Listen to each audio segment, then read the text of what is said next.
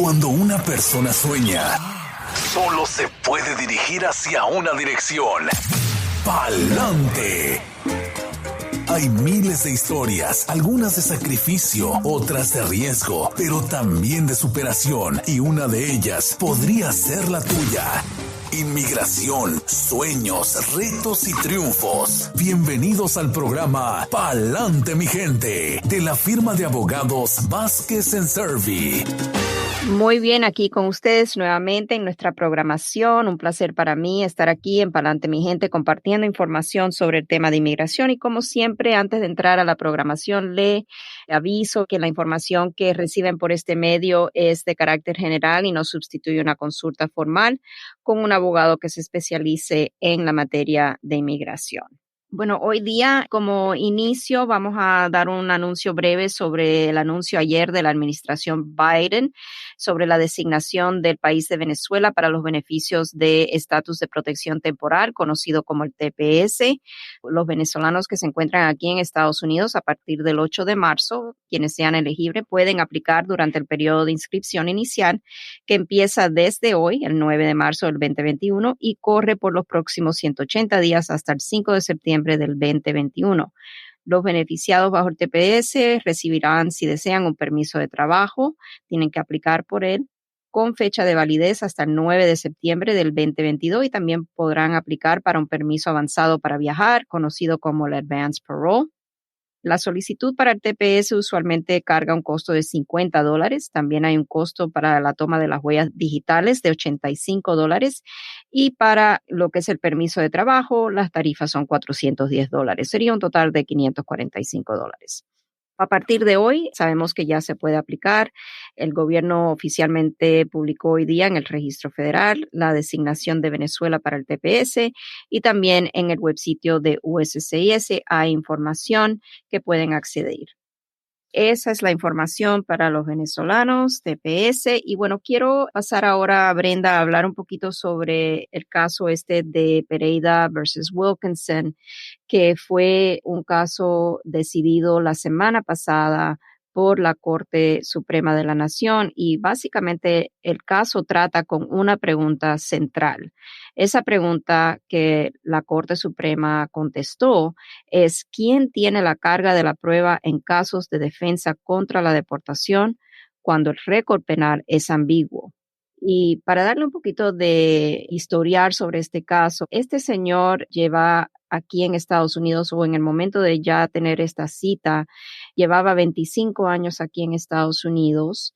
Había supuestamente hecho todas sus declaraciones de impuestos. Es un señor casado, 2 de los hijos, uno de ellos es ciudadano y el otro aquí está bajo la protección del DACA. Y lo que sucedió es que durante el tiempo que estuvo el trámite ante el Tribunal de Inmigración, una corte estatal de Nebraska lo condenó básicamente por haber cometido un delito.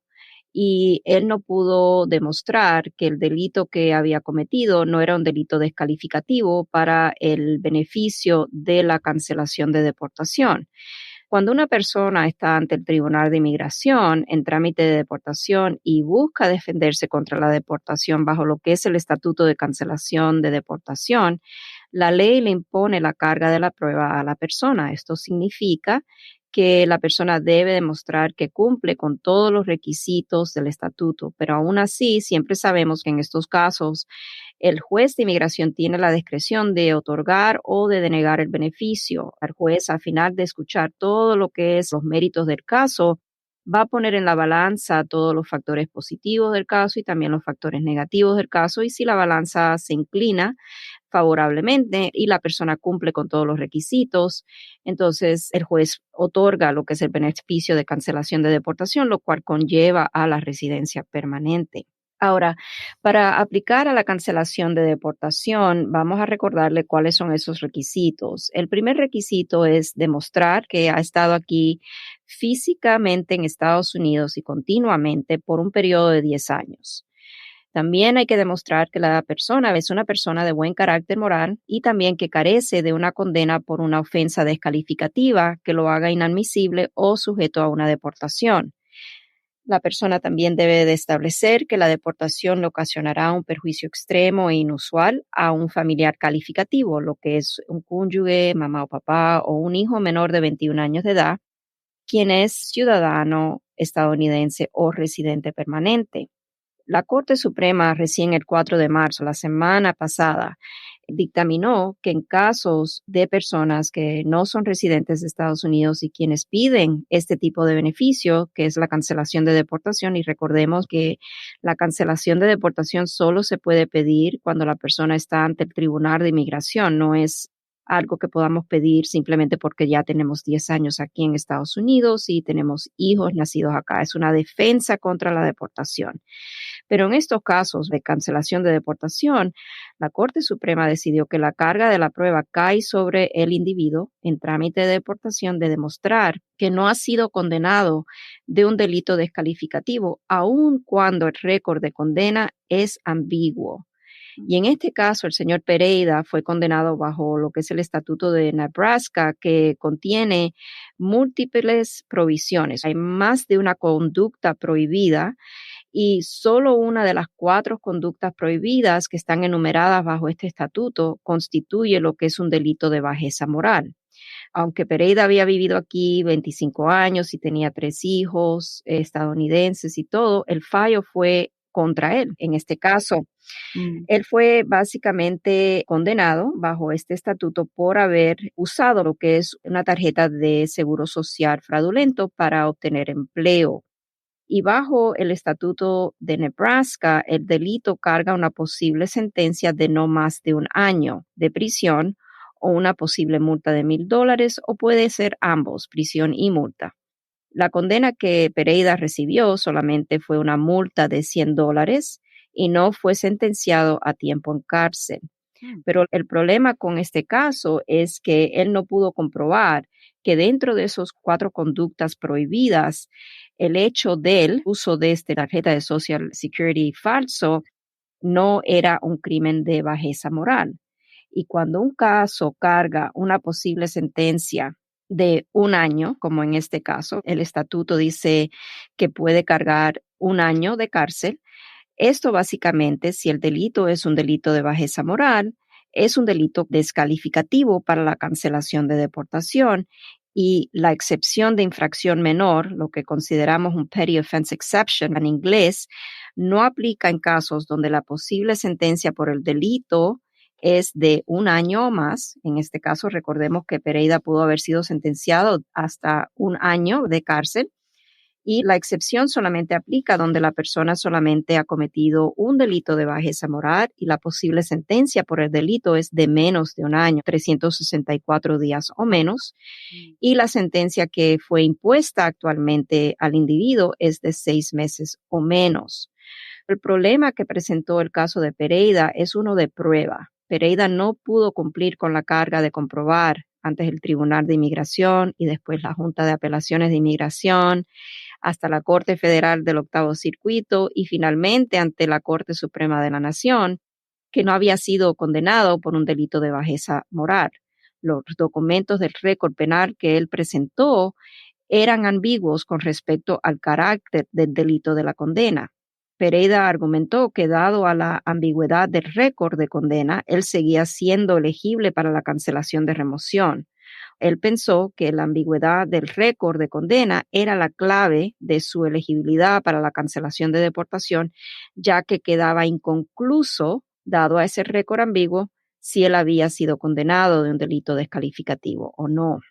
Pero el Supremo no pensó igual y el dictamen, en este caso, ahora posiblemente tendrá consecuencias fatales en muchos casos de personas en trámite de deportación y también para personas quienes desean aplicar para la residencia permanente directamente con USCIS, especialmente personas que tienen algún récord penal. Es muy importante tratar de conseguir el récord completo de lo que transcurrió en la Corte Estatal, que pueda un abogado de inmigración evaluar ese récord y hacer los argumentos de que no es un delito descalificativo, de que no es un delito de bajeza moral. Y si es un delito de bajeza moral, que el abogado pueda evaluar si puede la persona hacer uso de lo que es la excepción de infracción menor, el Petty Offense Exception, para tratar de continuar siendo elegible al beneficio ya sea de cancelación de deportación o el ajuste de estatus, etcétera.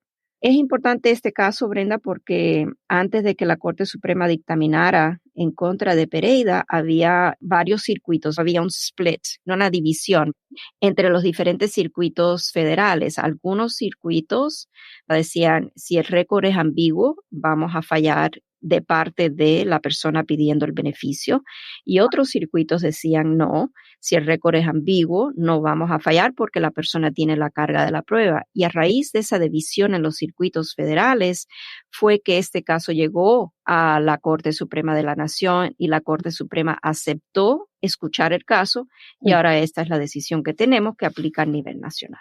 Oh, wow. Y abogada, realmente es un ejemplo claro de lo que hemos platicado aquí tantas veces. El hecho de que una persona haya cometido una infracción o un crimen que tenga el potencial de haberle provocado una detención de 1 año, por el potencial del castigo es que ahora está batallando esta persona. Están basándolo en eso, en el potencial que tenía para ser sentenciado por ese crimen.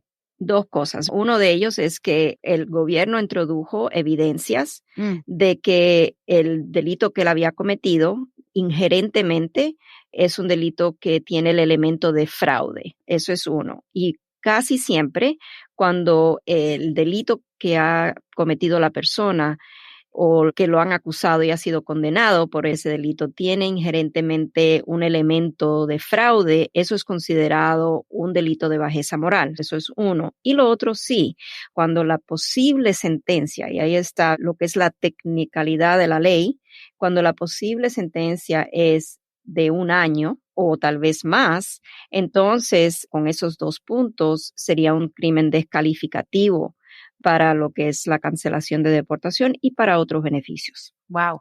Pues aquí también viene en juego que hemos comentado en el pasado, cuando la gente ya está en un proceso, digamos, de ajuste, ya sea por matrimonio, por un hijo, etcétera, sale a relucir su pasado, su historial criminal, donde mucha gente nos dice, a ustedes les dicen, a mí me dicen, es que eso no importa porque ya cumplí. Eso no importa porque ya eso se cerró. Yo cumplí con mi probation, cumplí con todo, cumplí con la multa.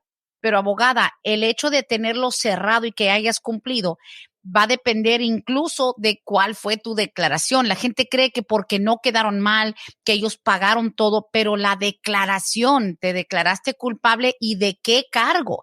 Eso es lo que provoca el obstáculo más adelante. Exacto, y por eso es tan importante antes de hacer un trámite con inmigración o si se encuentra la persona en trámite ya ante el Tribunal de Inmigración y ha tenido antecedentes penales, es muy importante en estos casos tener un abogado que lo pueda representar, que pueda evaluar el caso, porque básicamente cuando estamos hablando de la ley de inmigración, no solamente nos enfocamos en inmigración. ¿Por qué? Porque en muchos casos hay un historial penal. El abogado de inmigración tiene que hacer un estudio de cuál fue el delito que mi cliente lo acusaron y que a lo mejor se declaró culpable o lo hallaron culpable. ¿Cuál es el delito bajo el estatuto? No el delito por el cual ha sido arrestado, porque cuando una persona es arrestada le pueden poner 10 cargos, pero al final de cuentas a lo mejor solamente sale culpable de 1. Wow, sí. O dentro de esos 10 cargos a lo mejor hay uno que es el peor, que le puede afectar el caso migratorio.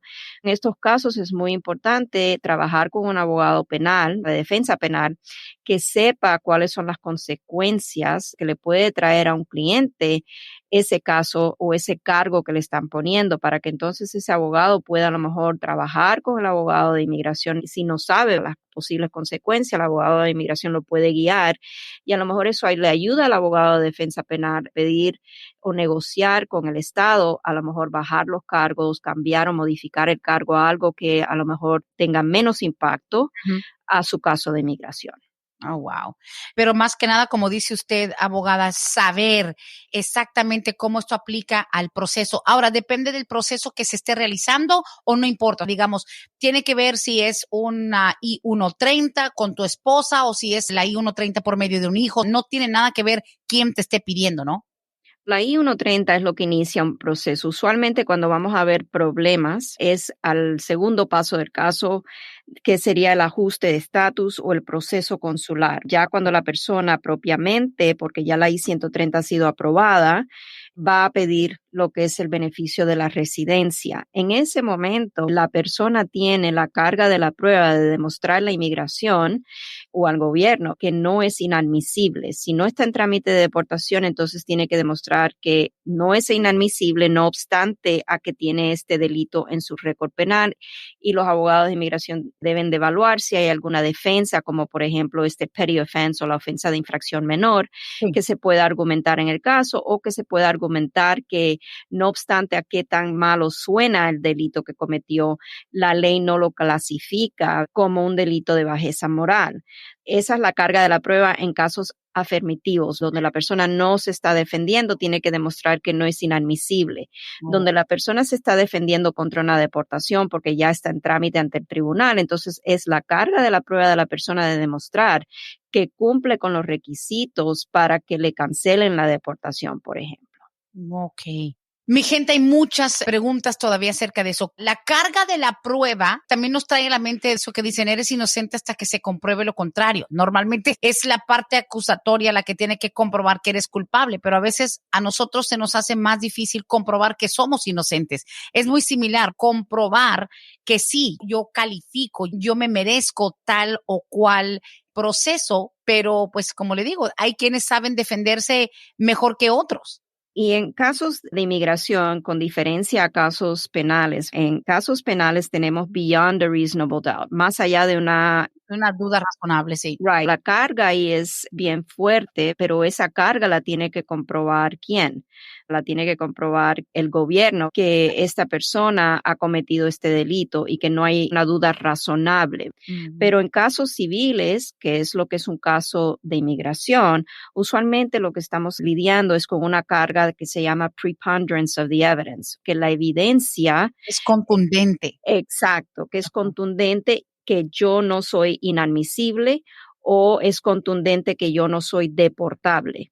Oh. Entonces aquí donde vamos a ver problemas es en casos antiguos, en casos de personas que tienen antecedentes penales tan antiguos que ya los casos en las cortes estatales ya han hecho lo que se llama un purge, se han deshecho. Depurado. Exacto. Ya no tienen los documentos de lo que transcurrió, lo que es la disposición del caso, y simplemente a veces lo que podemos conseguir es efectivamente una carta de la corte donde dicen que ya dado al tiempo ya no tienen ese récord. Y muchas personas desafortunadamente confunden eso con que ya tengo mi récord limpio. Y no es así, porque cuando le toman las huellas dactilares, ahí va a salir que fue arrestado en tal fecha, en tal lugar y por los delitos, pero eso no quiere decir que porque la corte no lo tenga, que ya ese arresto o ese delito ya no existe.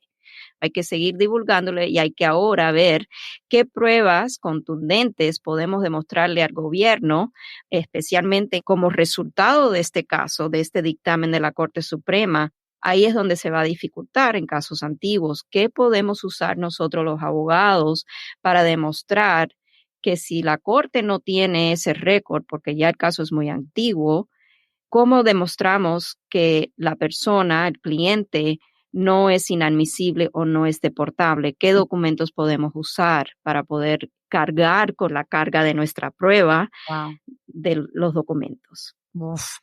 Pues bueno, señores y señoras, hay que saber cómo hacer las cosas y quién te va a asesorar, por supuesto. Esto de la carga de la prueba. Mire, abogada, le voy a hacer una pregunta de manera tan elemental como si fuéramos niños de kindergarten. Cuando una persona está atravesando un proceso y tienen que comprobar ciertas cosas, ¿cómo usted maneja cuando un cliente le dice, pues es que ustedes son mis abogados, búsquenle ahí, póngale ahí lo que necesito?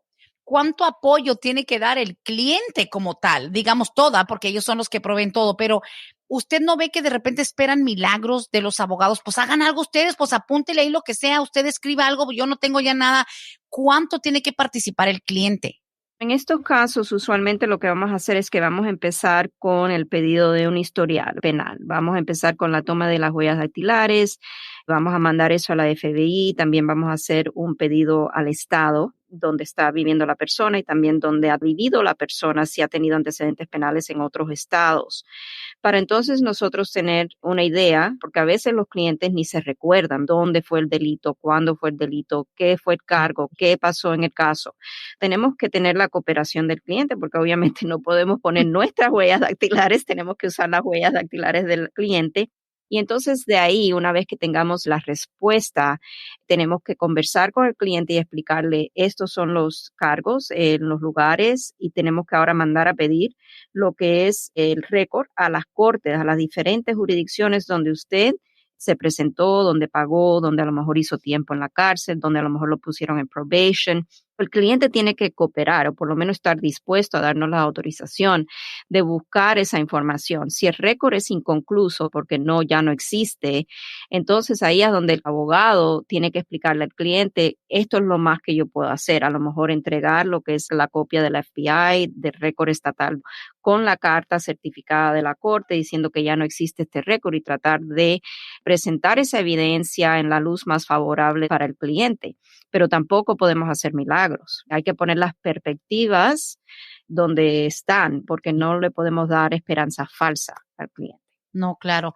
Importantísimo, señores. Ahora sí, vamos a entrar a nuestro espacio de las preguntas, unas que quedaron pendientes desde la semana pasada. Tenemos una pregunta, abogada. Dice, tengo a mi sobrino que entró desde Honduras hace 3 años. Él tenía 15, ahora acaba de cumplir 18. Tuvo una audiencia a la que regresó una sola vez, se la trasladaron para Atlanta. Ya no ha querido volver a las audiencias. ¿Será que lo van a deportar? ¿Qué puede hacer él? Gracias. Okay. Si ya ha tenido audiencias y no ha comparecido a las audiencias, seguramente ya existe posiblemente una orden de deportación en ausencia. Lo que debe hacer es verificar con el número 800, puede entrar al número 800 de la corte. En los documentos debe aparecer ese número, pero si por si acaso no lo tiene, es 800-898-7180. Y ahí va a haber un sistema automatizado de la corte donde el joven puede entrar el número de registro, que es el número que le dan al caso cuando fue detenido, y ver si ya tiene una orden de deportación en ausencia. Si él recibió notificación de sus cortes y el gobierno cumplió con todo lo que es notificarle apropiadamente al joven de cuándo tenía que comparecer, etcétera, entonces seguramente no va a tener una razón válida para una moción de reapertura del caso, pero sí interesaría saber si ya tiene una orden de deportación en ausencia o no. Sí, hay que averiguar eso y además se empieza a acumular el tiempo indocumentado después de los 18. Correcto. Ok. Siguiente pregunta dice, pregúntale a la abogada cuánto se tarda en total si uno empieza la cancelación de deportación por tener un contacto con inmigración en la cárcel, si uno tiene ya 10 años y 2 hijos aquí. Bueno, eso es una pregunta muy general. Digamos, hemos hablado de eso, la ley del tiempo, abogada, pero en un resumen, ok, alguien tiene ya más de 10 años aquí, tiene 2 hijos nacidos aquí, si tienen un contacto con inmigración por X o Y, algún DUI, alguna violencia doméstica. No sé si quieren saber cuánto se tarda para conseguir lo que es el permiso de trabajo y el social o conseguir ya, digamos, el arreglo a la residencia. Esa es la pregunta del millón y si yo tuviera la respuesta, yo creo que fuera millonaria. Sinceramente. Sí, porque es lo que más la gente quiere saber. ¿Cuándo? ¿Cuánto se tarda? Me encantaría poder contestar esa pregunta, pero hay tantos factores que influyen cuándo puede ser finiquitado un trámite de cancelación de deportación, lo cual no depende del abogado en lo absoluto. Eso depende de la corte, del tribunal de inmigración, cuando el tribunal primeramente agenda lo que es la primera audiencia para que la persona pueda presentar motivos por el cual no debe ser deportado. Después le dan un tiempo que no podemos anticipar para que la persona pueda presentar su solicitud y después tiene la persona entonces su audiencia individual. En estos casos, eso puede tomar años antes de que un caso concluya, como acabamos de escuchar el señor que llamó, no tiene su caso de cancelación o en la corte si es que está tramitando la cancelación hasta el 2022, pero no sabemos cuánto tiempo ha estado ya con ese caso pendiente. Yo recién el año pasado, en noviembre, finiquité un caso que estuvo pendiente con la Corte de Inmigración, creo que más de 8 años. Oh my Sí, y gosh. no por culpa del abogado, sino por culpa de que la corte, cada vez que íbamos a corte y nos presentamos muchas veces, el juez o estaba ocupado todavía con un caso anterior del día o simplemente me posponía la cita, cambiaron de jueces, siempre había algo y duró 8 años este señor esperando su dictamen. Es muy difícil decir un abogado que su caso de cancelación de deportación va a ser en 2 años, 3 años, 1 año, porque lo que depende de esto es la agenda del juez. Y sabemos que dado a lo del COVID, hay más atrasos que lo normal, porque hay todavía cortes que no están escuchando casos que no son relacionados a una detención. En Nueva York, por ejemplo, yo tengo un caso ahora que viene para mayo y es posible que me lo vuelvan a posponer porque no es un caso que está relacionado a detención y la corte donde está pendiente el caso no está escuchando otro tipo de caso que no sea caso relacionado a detención. Hay atrasos increíbles a nivel nacional. No puedo contestar la pregunta, disculpe. No, pues no, porque la gente dice, ok, porque si yo meto la solicitud y me van a tardar 10, 15, 20 años, mejor no hago nada. Pero tampoco se puede hacer nada para acelerar, tiene que ver más que nada con el sistema, o sea, con los juegos. Right, pero tampoco pensar así, porque si, por ejemplo, el documento acusatorio ha sido presentado a la corte y ya la persona tiene cita a corte, vamos a decir que ya tiene lo que es a lo mejor una cita preliminaria, que ya el juez le ha fijado una cita, entonces la persona ya podría presentar su solicitud de cancelación de deportación y ya empieza entonces lo que es la elegibilidad para el permiso de trabajo. Dos cosas tienen que pasar. El documento acusatorio tiene que ser archivado por ICE y también la corte tiene que haber fijado una audiencia para la persona, aunque sea una audiencia preliminaria, y eso le da entonces a la persona, le abre la oportunidad de presentar su solicitud de cancelación de deportación para que entonces sea elegible a presentar su solicitud para un permiso de trabajo. Si vamos a decir el caso dura 8 años, como en el caso de mi cliente, por 8 años esa persona está recibiendo su permiso de trabajo. Pero si no hacen nada, nunca les va a llegar nada. Simplemente tienes que meter el caballo en la carrera. Ay, ay, ay. Seguimos con las preguntas. Dice, hola Brenda, pregunta para la abogada. ¿Cuánto está tardando el proceso cuando sales por salida voluntaria? La esposa es ciudadana y ya se hizo la petición. Y el perdón se mete cuando sale la persona, ¿verdad? ¿No se puede meter antes de salir? Si la persona ya salió bajo la salida voluntaria y todo va a depender de en qué paso va la I-130. Hay que entrar al tiempo de procesamiento, ver en qué fecha van, comparar eso con cuándo fue que se recibió la I-130 por USCIS para tener una aproximación, y eso es simplemente una aproximación de cuánto tiempo va a estar esperando para que ese primer paso de la I-130 sea aprobado. Una vez aprobada la I-130, entonces sí, si la persona ya está en su país natal, tenemos que hacer lo que es un perdón una vez que la persona se presente a su cita, no antes. Tiene que primero tener una cita en la embajada, le dan una hoja azul, que es como una carta, la llamamos la hoja azul, pero es básicamente una invitación para que la persona presente su perdón, a lo mejor por presencia indocumentada, y es entonces que se puede presentar el perdón. Okay. Ahí está, hay un proceso, hay un orden. Dice aquí, buenos días, mi esposa es residente. ¿Con cuánto tiempo de anticipación tiene que enviar la solicitud para renovar su residencia? 6 meses. 6 meses, all right. Ni antes ni después. Bueno, después puede ser, pero siempre lo aconsejamos que lo haga más cerca a los 6 meses antes de la fecha de caducación, porque el gobierno se demora en procesar las I-90, que es el formulario, y la persona tiene el derecho de hacerlo a los 6 meses antes de la fecha que vence la residencia, no antes. Ok, perfecto. Siguiente pregunta, dice, ¿puedes preguntarle a la abogada que si con la salida de Trump podría cambiar algo de que los hijos puedan arreglar a los padres cuando cumplan 21 años? Ya ves que Trump hizo un desmadre en eso de inmigración. ¿Cuánto cambió Trump eso o de hecho simplemente no quiso agilizar ni mejorar? ¿No podrá cambiar algo con Biden? Eso en realidad no fue Trump, lo de los hijos, de los padres que no pueden arreglar a través de los hijos. Si los padres tienen, por ejemplo, lo que es presencia indocumentada en Estados Unidos y requieren ese perdón, Es una ley que fue implementada en 1997 y si no me equivoco, eso fue bajo la administración Clinton. No tiene nada que ver con Trump. Esto es una ley que ha estado en vigor desde 1997, lo cual los hijos no son familiares calificativos para propósito de un perdón bajo presencia indocumentada. Ahora Biden, sí, él puede básicamente introducir una propuesta de ley que le pide al Congreso hacer una enmienda a ese punto de la ley del 97 o eliminarla en total y permitir que los hijos sí sean personas calificativas para propósito de pedir el perdón por presencia indocumentada. Ahora sabemos que Biden ya ha introducido una propuesta para eliminar lo que son los castigos de 3 y 10 años. Eso sería magnífico porque sabemos que personas quienes han estado aquí acumulando presencia indocumentada en Estados Unidos que tienen que hacer su proceso consular, cuando salen del país van a desatar un castigo y la mayoría son castigos de 10 años. Y para entonces tienen que cumplir con tener un familiar calificativo para a propósito de poder pedir el perdón de presencia indocumentada. Un familiar calificativo es mamá o papá, o un cónyuge residente o ciudadano, no un hijo. Si Biden elimina o logra eliminar porque el Congreso lo aprueba, ahí está la clave. Biden no puede hacerlo solo, él no tiene el derecho, es el Congreso que tiene que aprobar esta propuesta de ley. Si se eliminan los castigos de 3 y 10 años, entonces eliminamos el problema en la mayoría de los casos. Ok, listo. Aquí el follow-up nos hacen la pregunta que le hice al principio que decía que cuando sale por salida voluntaria, que la esposa es ciudadana, dice, ¿a qué se refiere con la I-230 o 130?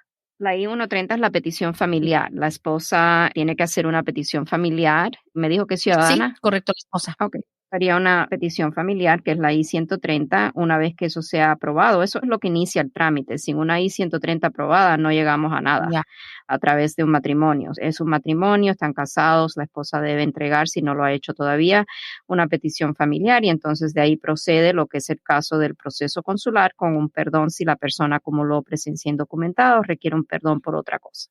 Abogada, yo sé que todos los programas siempre viene esta pregunta porque tal vez hay personas que no lo escuchan en su momento, pero siempre nos llega la pregunta, siempre yo creo que ya se ha vuelto una experta en resumir prácticamente segundos.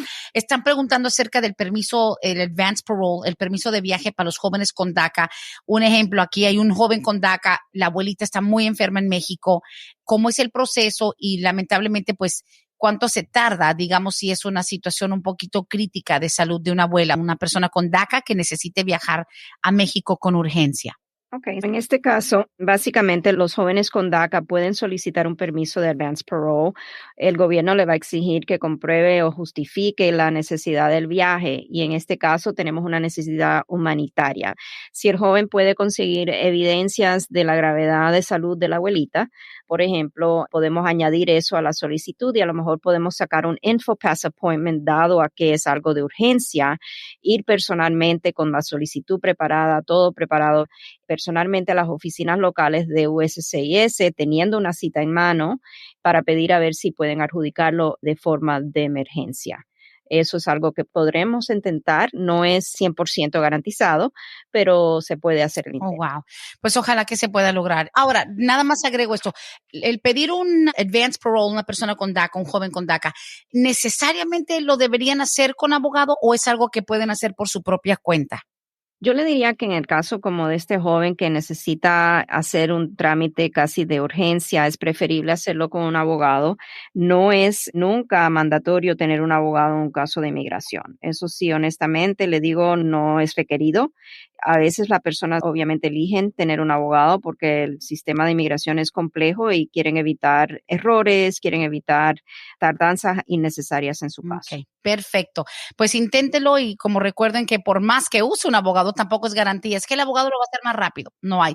Un tiempo promedio, un más o menos ballpark de que si solicita a alguien yo sé que existe la posibilidad de que por la necesidad urgente, pero un ballpark, un más o menos aproximado. Si solicitan hoy, por ejemplo, 8, 9 de marzo, ¿cuánto tiempo se tarda normalmente en recibir respuesta? Tiempos de procesamiento están indicando de 3 meses y medio a 5 meses y medio. Ok, pues háganlo, no se sabe igual cómo le va a ir. Bueno, me llegó un inbox a través de Facebook, un poquito complicado, lo voy a resumir. Dice, esta mujer Dice que ella tiene 2 hijos nacidos aquí, ya son mayores de 23 años los dos. Ella se hizo una cirugía urgente debido a muerte por una apendicitis en el año 2008. Dice, yo me tuve que operar de emergencia, estaba casi al punto de morir por apendicitis. 2008, dice, nunca pagué esas facturas, dice, terminaron mandándome cobrar más de $73,000. Nunca las pagué. Dice que ahora que sus hijos están en el proceso de ver si la piden. Ella entró indocumentada, eso sí, entró indocumentada de México. Sus hijos, tiene uno de 23, otro de 26. Dice, quiero saber si esos biles viejos de más de $73,000 hoy me pueden afectar. Dice, honestamente, como madre soltera, nunca los pude pagar. Por lo general, cuando hacemos, depende de dónde vamos a hacer el caso. Si es aquí en Estados Unidos el caso y no sabemos si ella va a ser elegible o no, aunque entró de manera indocumentada, necesito saber más si califica bajo la ley 245I, si alguien hizo una petición por ella, si ella va a tener que hacer el caso a través de la embajada americana. En estos momentos no están pidiendo el formulario de ese 5540, donde pueden pedir lo que es todas las deudas que tiene la persona. Si es aquí el caso, que es la I-944, entonces sí van a querer saber las deudas que tiene la persona acumuladas aquí en Estados Unidos, porque eso es un factor que ponen en la balanza. No necesariamente va a ser totalmente descalificativo el hecho que la persona tenga una deuda alta. Tienen que poner otros factores en la balanza, y si los factores positivos pesan más, entonces la persona podría ser concedida la residencia, no obstante a esa deuda que carga.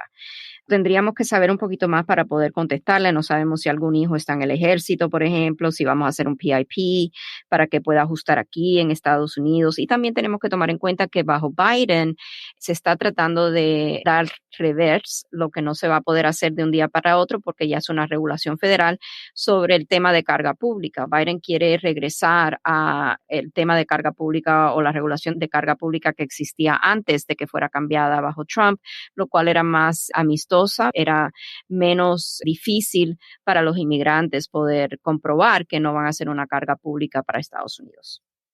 Es que las cosas van cambiando y lamentablemente tal vez regresar a lo original tampoco nos va, digamos, a asegurar el camino. No se abre milagrosamente ninguna puerta que ha estado cerrada durante mucho tiempo. Dice aquí, si un venezolano va a pedir eso del TPS, ¿quién está incluido? ¿Pueden imponer a su pareja, etcétera? Que el TPS es independiente, eso no es algo que una persona puede derribar de otra persona en un paquete familiar, vamos a ponerlo así. Cada persona tiene que independientemente tener los requisitos que pide el gobierno para que sean independientemente elegibles para aplicar al TPS, y tienen que tener su paquete hecho por separado. Ok, no es un paquete, no es un set. Got it. Ok, listo. Dice aquí, buenos días, en orden, señores. Dice, en noviembre cumplo 3 años de residente. ¿Cuánto tiempo antes tengo que someter la aplicación para mi ciudadanía y cuál es el examen que voy a tomar o que tengo que pasar, el de 100 o 128 preguntas? Y si en la oficina de Vázquez y Servi me pueden ayudar con esto, gracias. Okay. Depende de cómo la persona adquirió la residencia. Necesitamos saber si adquirió la residencia a través de matrimonio con una persona ciudadana estadounidense y sigue casado con esa persona ciudadana estadounidense.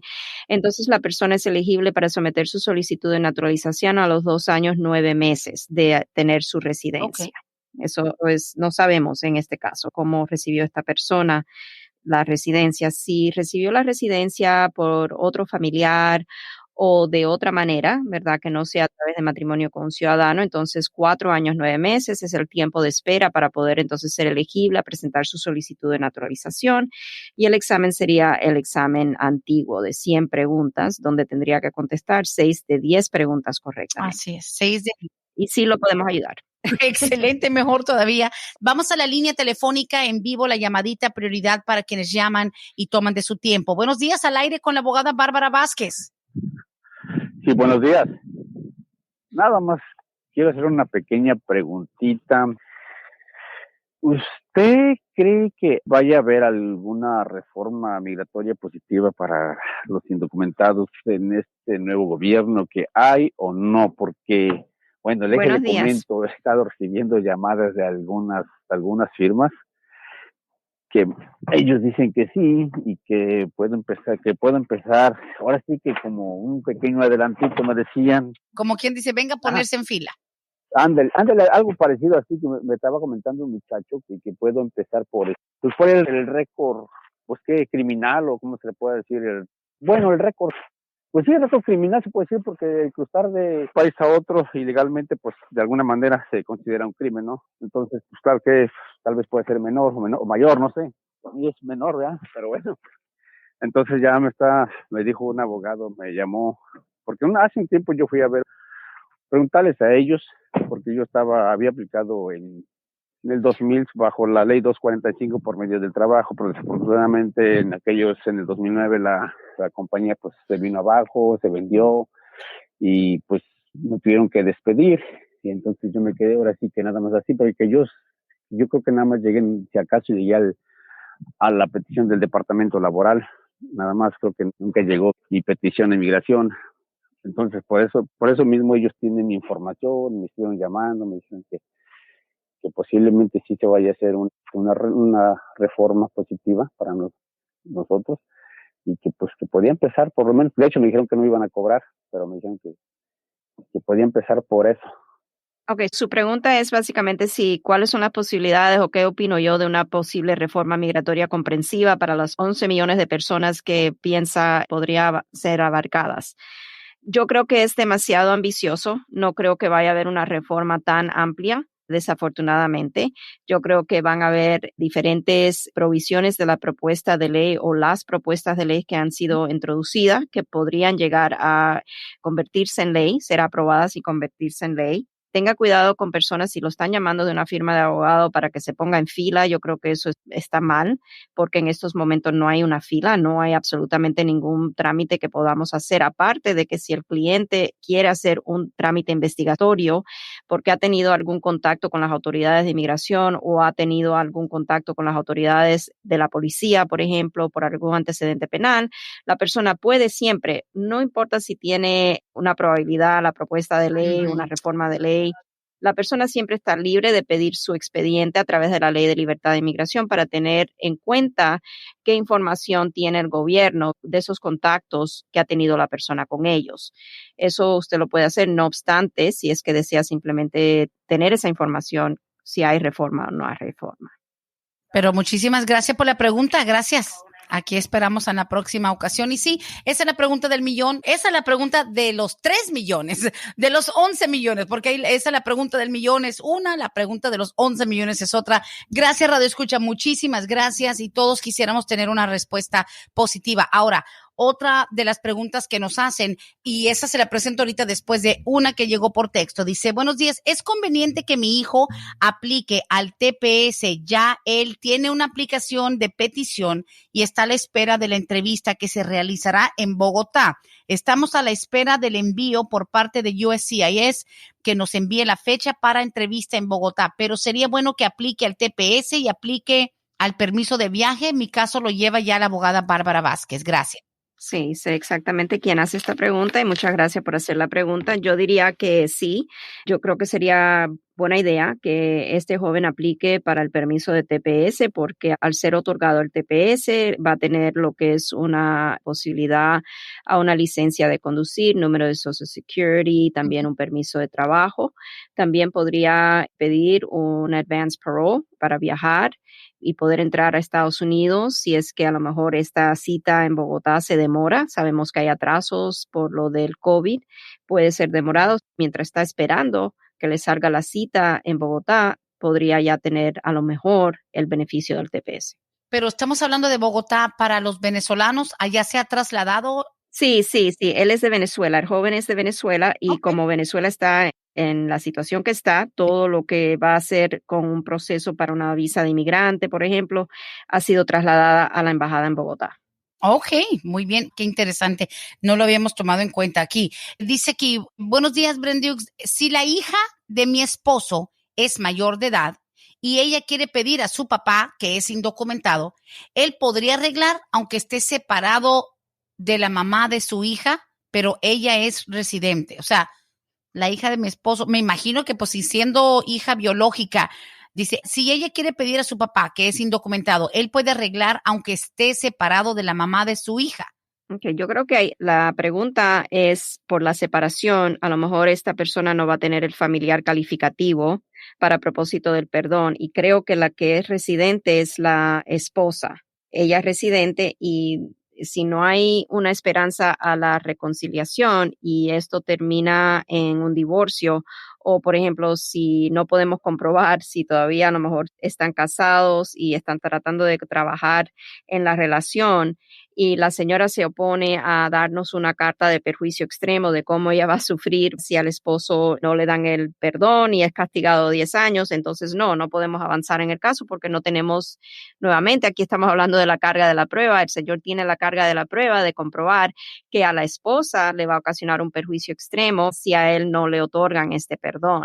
Ahí va a tener la dinámica de la relación, es la que está por medio. Si la hija tiene 21 años de edad y es ciudadana estadounidense, la hija lo puede pedir, no obstante a que la esposa figure o no figure, pero sí vamos a tener la traba, y ahí está el punto, de que si él necesita un perdón y ya no existe la relación que forma la base calificativa para ese perdón, entonces ahí murió, a no ser que esto de la eliminación del castigo de 3 y 10 años llegue a concluir y ser ley.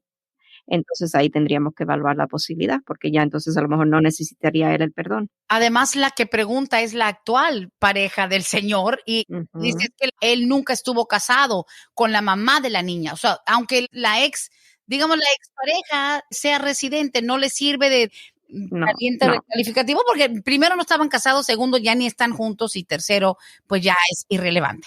Ya. God, all right. Es que son casos de la vida real. Tenemos un minuto.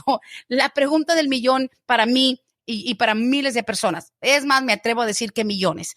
Ya no es tanto de que habrá una reforma migratoria porque nos prometen eso. Ese es el sueño dorado. That's that golden ticket que nunca nadie puede realmente descifrar. Abogada, ¿sabe qué? La pregunta del millón creo yo que debería ser ¿cuándo piensa quitar inmigración? ¿Sabe qué? El castigo de los 10 años cuando un hijo te pide. O sea, eso ahí cambiaría absolutamente el juego de una manera de 180,000 grados, porque eso es lo que impide, ¿verdad, abogada? Para que millones de personas digan, hey, mi hijo cumplió 21, pero lo que me está atacando, lo que me está dando ese golpe, lo que me amarra es que me digan, oh, sí, claro, tu hija de 21, tu hijo de 26 te puede pedir, pero te tienes que ir de Estados Unidos por 10 años. La necesidad de la salida del castigo de 10 años y tan difícil que es tener el otro pariente calificativo. ¿Hay alguna esperanza de que eso lo quiten en algún momento? Sí, eso sí, yo creo que podría suceder. Es una propuesta que ha sido introducida en la propuesta de ley de reforma comprensiva y por eso yo pienso que tendríamos mejores probabilidades si esa propuesta que es tan ambiciosa es como tocar el cielo, básicamente. Entonces, si esa propuesta la dividen y sacan los pedazos de más impactos para nuestra comunidad, a lo mejor no le dan residencia a 11 millones de personas que se encuentran de manera irregular en el país, pero ¿a cuántos miles de personas pueden ayudar? Padres de familia que tienen hijos ciudadanos estadounidenses que por estar aquí solamente con presencia indocumentada, que no tienen a lo mejor ningún crimen descalificativo, que han cumplido con la ley, ¿verdad? Y se han mantenido al margen de problemas con la ley. No pueden hacer nada porque tienen que salir del país y al salir del país van a ser castigados esos 10 años. Si esa provisión de eliminar lo que es ese castigo de 3 y 10 años es aprobada por el Congreso, imagínense las puertas que se abren para todos estos padres que siempre en esta programación hacen esa pregunta. Tengo un hijo que ya cumple 21 o ya cumplió 21, ¿me puede arreglar? Y la respuesta siempre es depende. Si tienes un familiar calificativo o no, porque vas a necesitar un perdón por la presencia indocumentada. Wow. Eso ya se eliminaría. Todo este perdón. Lo que no se está pidiendo eliminar en esa propuesta de ley es el castigo permanente de 10 años. Y la diferencia, para aclarar, es que una persona que ha acumulado presencia indocumentada en Estados Unidos de más de un año después del 1 de abril del 97, sale y vuelve a entrar, ahí desata un castigo permanente de 10 años. Ese todavía quedaría en la ley, pero los otros que sí son perdonables serían eliminados. Oh my. Bueno, y yo creo que también ahí es donde dicen millones de padres, pues si se va a desatar el castigo porque yo me voy a salir, pues no me salgo, déjenme arreglar aquí, pero ese es el golden ticket que todo el mundo está esperando. Abogada Bárbara, como siempre, increíble y felices de recibir las llamadas en vivo, tanto texto, quedan unos pendientes para la otra semana, así que los voy a ir guardando. Mientras tanto, le agradecemos mucho. 678-303-0018, hagan su consulta virtual, 678-303-0018. 0018 y como siempre increíble el show. Muchísimas gracias, Brenda. Para mí un placer todos los martes estar aquí y los espero para el próximo martes. Gracias. Hasta aquí hemos llegado hoy, pero siempre vamos pa'lante, mi gente, con Vázquez en Servi. Hasta la próxima.